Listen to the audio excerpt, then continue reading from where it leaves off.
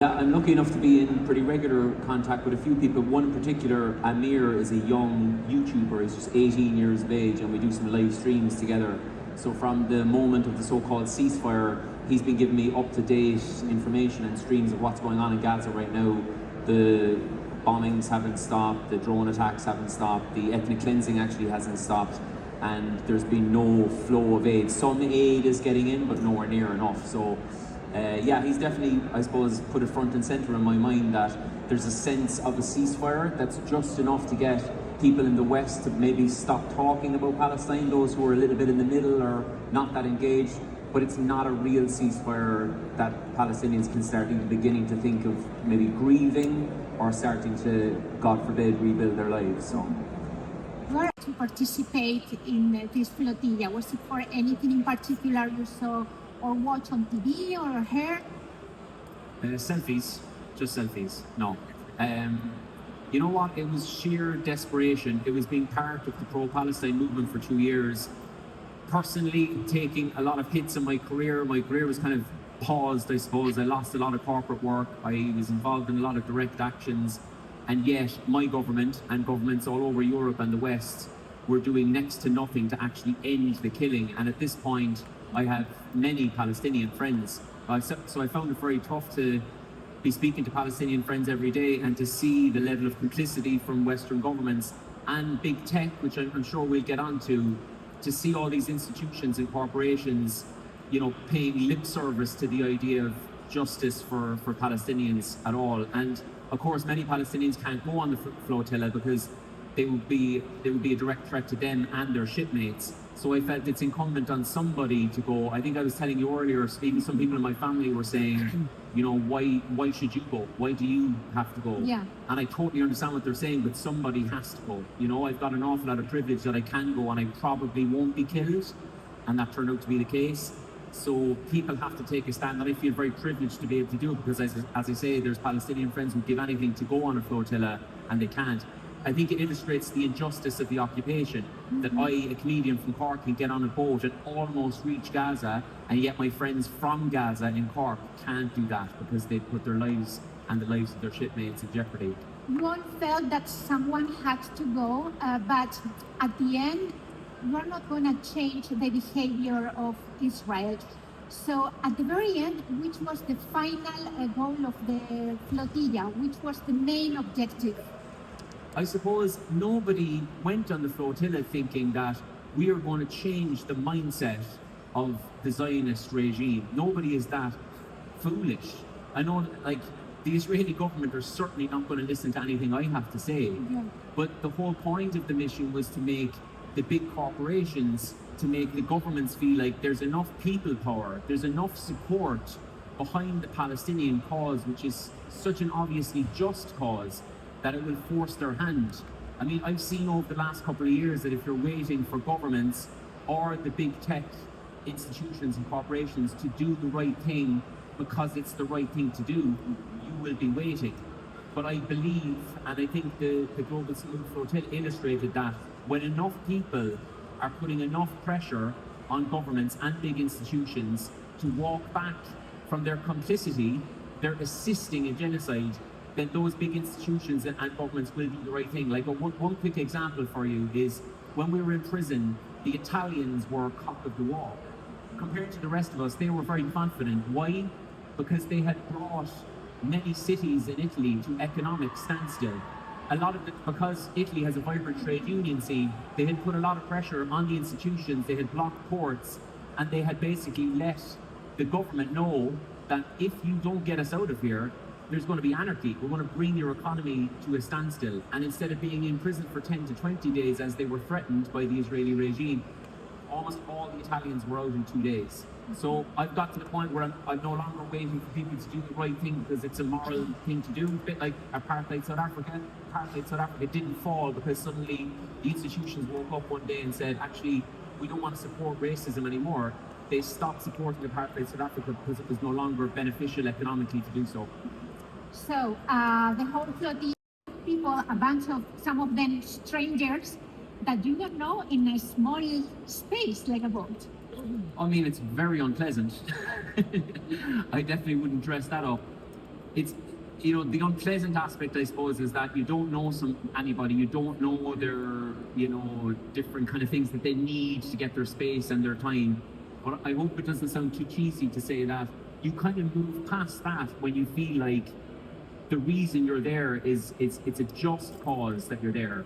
And so, for instance, when we were on the boat, you're getting messages and updates from people online saying this is pointless, this is narcissistic, you're never going to do anything. But then you have thousands of messages from people in Gaza saying we're waiting on the beaches for you to come, you know, writing messages on the beaches. And I suppose I just took my lead from people in Gaza. If it means something to people who are now my friends in Gaza, then it meant something. I don't so much listen to like Piers Morgan, or even as I've been here in Web Summit over the last couple of days, I've had conversations with people where they've said, has it really made any difference? Did you actually do anything? And I think what underpins that question is a kind of a corporatist view that's basically things are okay as they are. Like, I'm doing okay, my company's doing okay, and the fact that people in the global south are being slaughtered and starved to death, they maybe aren't happy about it, but they're trying to imply that there's nothing we can do about it, as if they're static things. But they're not. They can be changed. We can agitate for change. So because we had this just cause, I believe, and because people in Gaza were saying this is not narcissistic, and even if it is, we're bringing massive attention to the Palestinian cause. You know, it amused me when people, I used to have combative interviews with kind of right-wing or centrist press, and they'd say, you know, why are you doing this? You know, there's probably no point, and, you know, it's not making any difference. It's just a PR stunt. And when they get to PR stunt, I'd always kind of say to them, of course it is.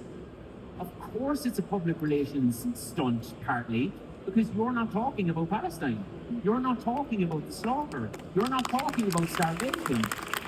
So we are pulling a publicity stunt to force your hand to do the right thing.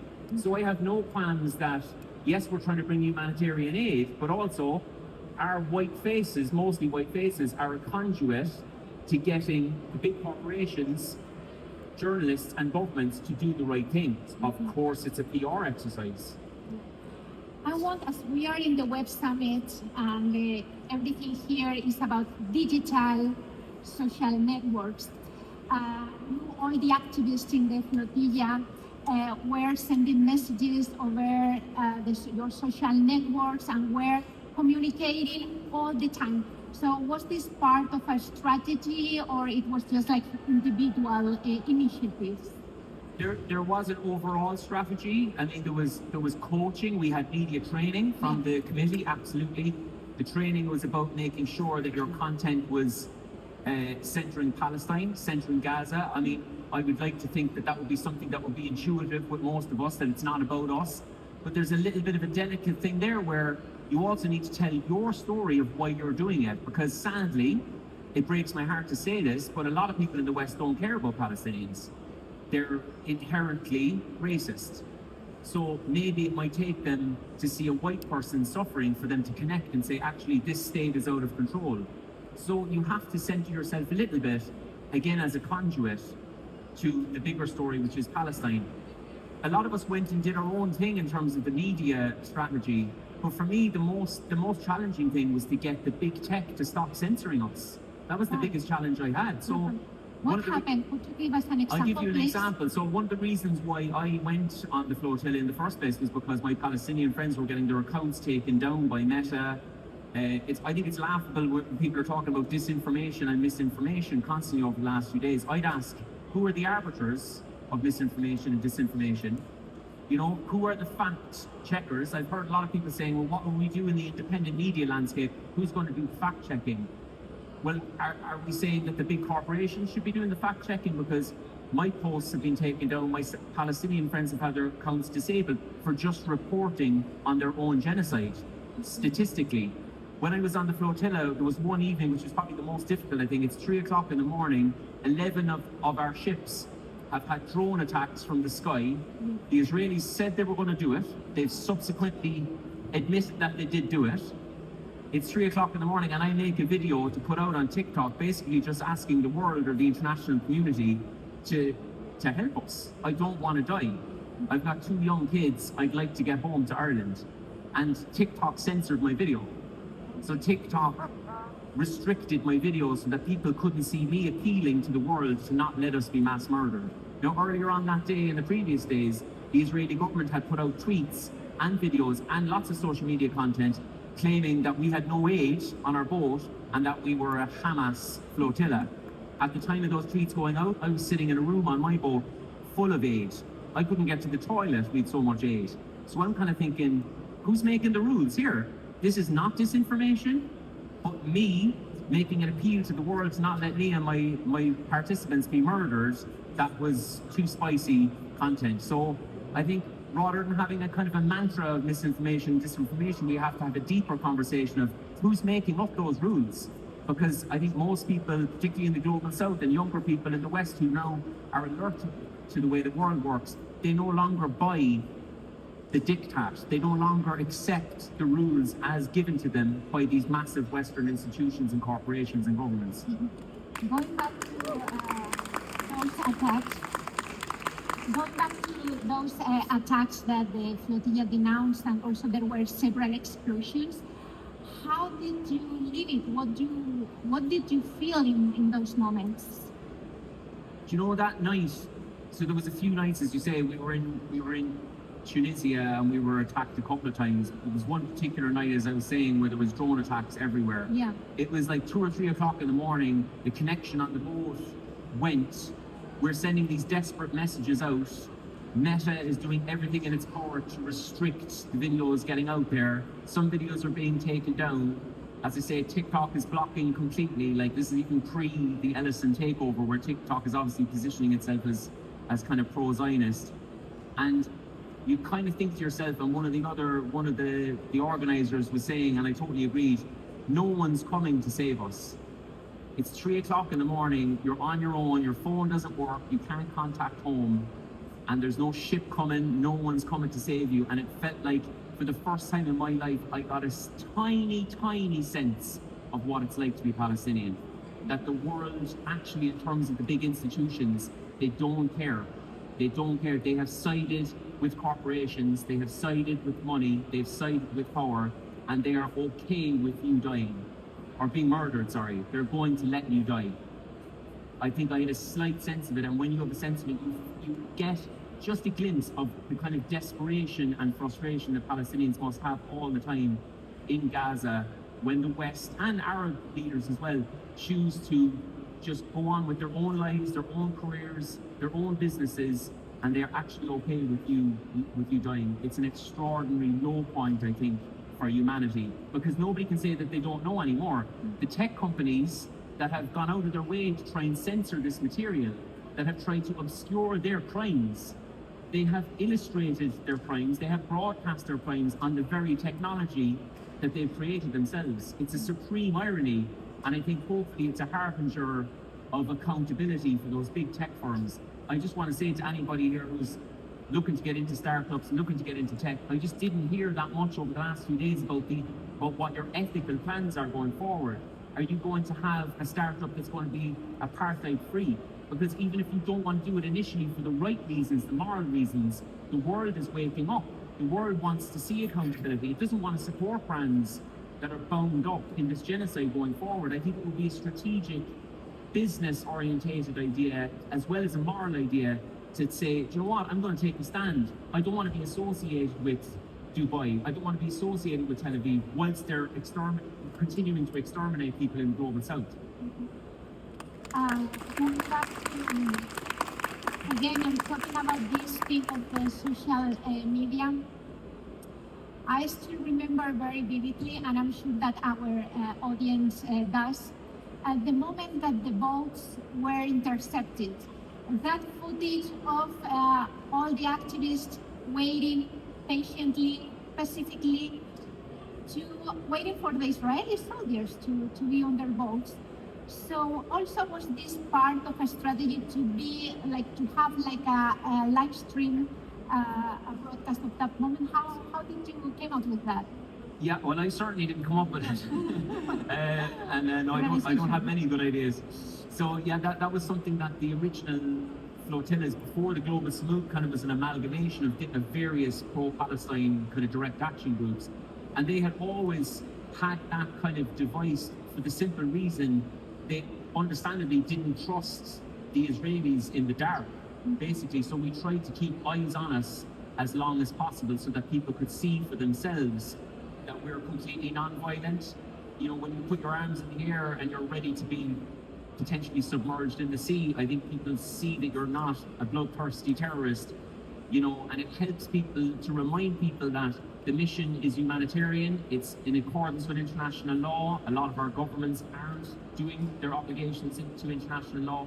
And again, the Israelis are kidnapping us in international waters. You know, there was people online saying, oh, you knew what you were getting yourself into, you went into a war zone. We were attacked in Tunisia, Greece. I mean, unless we're saying that the Israelis own the entire ocean, perhaps that was promised to them 3,000 years ago. They don't have complete impunity over the seas. So what became just a functional thing to keep the eyes on us, I think, around the world became, as you say, a bit of a symbol that if you see people armed to the teeth coming onto a boat, carrying baby formula to a besieged population, I would like to think that that image hopefully again strikes a chord. And I hate to repeat the point, but one of the reasons why it struck a chord so much is that there were mostly white people on those boats. When you see white people looking down the barrel of a gun, I think it just resonates with people in the West that little bit more, because there's been Turkish and Arab activists for a long time doing this work, and it just doesn't seem to penetrate that kind of Orientalist, racist perspective that, sadly, a lot of people in the West have. After your detention, all of you told your stories about your experience being in an Israeli jail. But I don't want to talk about like the personal experience, because it is something that it's on internet. I want to ask you, for what you lived, your experience, for what you saw, which are the conditions in which the Palestinian prisoners are being held in Israeli jails? I suppose I'll only ever get an approximation of it, as you know. But Ben-Gvir did threaten to give us the terrorist treatment, again, which I just find so extraordinary, that he basically said, we're going to commit this, another war crime, and the world just basically went, okay, fine. Even in my own country, you know, as strong as my government got was, oh, I hope that they get home soon, you know, which just sets such a dangerous precedent that, like, now, you know, any country can abduct Irish or European citizens in international water, obviously, because the Israelis have set that precedent, and it's going to be fine. We're just going to try and get them out.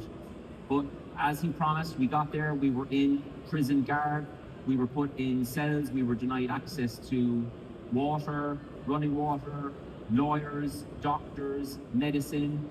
One of our comrades was a 75-year-old Irish man who wasn't given his insulin for 3 days. He was effectively left to die in a cell. We were called animals. If we were causing any kind of a kerfuffle to try and get Paddy his insulin, instead of bringing a doctor, they brought a SWAT team and put guns in our faces and said we don't have any doctors for animals. So I just thought, if that's the kind of treatment that we're getting with our passports of privilege, it was actually terrifying to think of what they're doing to Palestinians behind closed doors, as it were, many of whom are children. It's really important to remember that. So, and also just one other thing on the tech front, they were kind of traducing us as narcissists carrying our phones, getting selfies. But of course, as soon as you get to Israel, you can't use your phone, you can't use any technology, and then they take out their phones and they record everything. So Ben-Gvir was walking around trying to get little propaganda pieces for social media, calling us terrorists and whatnot, like physically and psychologically abusing Greta Thunberg. But that's all going on social media, you know? So it's another irony that, like, we're the social media types looking for selfies, but actually when the Israelis do it, it's fine. It's an upside down world, Susanna, and I think we need to agitate to change it and not to accept it as it is. Unfortunately, we are running out of time. Tadhg, do you want to leave a message from this platform, which is like the Web Summit, to our audience, to the world? I suppose I just want to say that, like, I've had a great time here. There are great people in tech. There are great people everywhere in all industries. But definitely people who are involved in startups or coming into this industry, it's important for them to know just how tarnished the tech industry is in the hearts and minds of so many people around the world. If you're from the Arab world, if you're Palestinian in particular, you have seen how tech has not just been complicit, but has assisted, in the case of Microsoft, using their technology to assist surveillance units in Israel to carry out the genocide. There's nothing I can think of that would be more shameful for the tech industry right now. So for the people getting into the industry, go in with the knowledge that your industry is at a really difficult place right now in terms of trust, especially from younger people, people who've been engaged in what's going on in the last couple of years, and try to be a change maker. Try to get in there and say, we can do this work, we can grow our businesses, we can provide jobs, but we don't have to do it being complicit in mass murder in the global south. Because again, I repeat, not only is it the right thing to do morally, but I think in the long term, people are waking up, they have woken up. Gaza has changed everything, and they will see you. They see you if you are complicit. So be the change you want to see in your industry. Tadhg, thank you very much. Thank you very much. And thank you to our audience for being here. See you soon.